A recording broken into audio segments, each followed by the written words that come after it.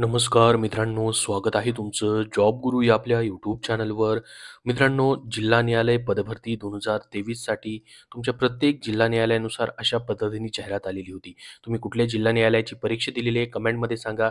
ज्यामध्ये शिपाई हमाल, कनिष्ठ लिपिक, लघुलेखकची पदं होती मित्रांनो. तर कनिष्ठ लिपिक, शिपाई हमालची TCS मार्फत तुमची परीक्षा झालेली आहे. पहिले आन्सर की आलेले, तुम्ही सेकंड आन्सर की आणि नॉर्मलायझेशनची वाट पाहताय. त्याच्यानंतर पुढची प्रोसेस स्वच्छता चाचणी आणि या ठिकाणी इंटरव्ह्यू आणि फायनल सिलेक्शनची. तर मित्रांनो, आता याच्यामध्ये आपल्याला माहीत असेल मागच्या काही दिवसांमध्ये याच्यावरती स्टे आलेला आहे मित्रांनो. त्याबद्दल सुप्रीम कोर्टमध्ये याचिका जी आहे या ठिकाणी दाखल करण्यात आलेली होती. त्यामुळं हा तात्पुरता स्टे आलेला आहे. तर बघा, भरती तुमची कुठल्याही पद्धतीने रद्द होऊ शकत नाही किंवा रद्द झालेली नाही. फक्त स्टे आलेला आहे तात्पुरत्या काळासाठी.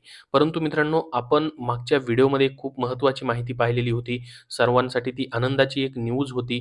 त्याच्यामुळं मित्रांनो, या ठिकाणी जो स्टे आलेला आहे तो लवकर या ठिकाणी उठला जाऊ शकत होता. म्हणजे त्याच्यावरती मित्रांनो तडजोड होणार होती. जी सुप्रीम कोर्ट पहिल्यांदाच मित्रांनो या ठिकाणी स्पेशल लोक अदालत भरवत होतं 29 जुलै ते 3 ऑगस्ट या दरम्यान. तर त्याच्यामध्ये मित्रांनो या ठिकाणी ही जी आपली याचिका जी आहे जिल्हा न्यायालय पदभरतीची, ती मित्रांनो त्याच्यामध्ये तडजोड केली जाणार होती. त्याच्यामध्ये ती दाखल केली जाणार होती. परंतु मित्रांनो, त्याच्याबद्दलचंच एक महत्त्वाचं अपडेट जे आहे या ठिकाणी प्रसिद्ध झालेलं आहे. बघा, ही जी माहिती आहे स्वतः याचिकाकर्ते जे आहेत त्यांनीच या ठिकाणी हा मेसेज दिलेला आहे. ज्याच्यामध्ये मित्रांनो पहा काय म्हटलंय, जिल्हा न्यायालय भरतीबाबत आज अजून एक मोठी अपडेट आताच मिळालेली. त्यानुसार उच्च न्यायालयाने मुंबई ह्यांनी हे सदर केसमध्ये मित्रांनो कोणत्याही प्रकारची तडजोड करण्यास तयार नसून ते केस लढणार आहे अशा आशयाची नोटीस माननीय उच्च न्यायालयाने सुप्रीम कोर्टला दिलेली आहे असे समजले. त्यामुळे लोक अदालतमध्ये आता हा विषय घेतला जाणार नसून केस रितसर तारखांना चालेल. तर बघा, थोडीशी निराशाजनक ही बातमी आहे, परंतु मित्रांनो याच्यामधून मार्ग निघणार आहे. ही काही खूप दिवस पेंडिंग राहणार नाही मित्रांनो.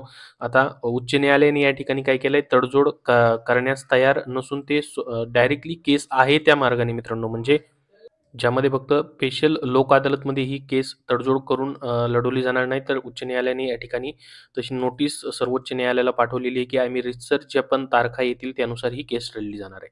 त्याच्यामुळे मित्रांनो काय होईल, थोडासा आता वेळ लागेल याला. कारण की मित्रांनो, आपण मागच्या व्हिडिओमध्येच ही सूचना पाहिलेली होती, की या ठिकाणी स्पेशल लोक अदालत होणार आहे. त्याच्यामध्ये या ठिकाणी ही केस जी आहे तडजोडीच्या ह्यानी मित्रांनो मार्गी लागू शकते. परंतु उच्च न्यायालयाने त्यास नकार दिला असून डायरेक्टली ज्या पद्धतीने पहिली केस चालू आहे त्याच पद्धतीने लढली जाणार आहे. फक्त स्पेशल लोक अदालतमध्ये लढली जाणार नाही.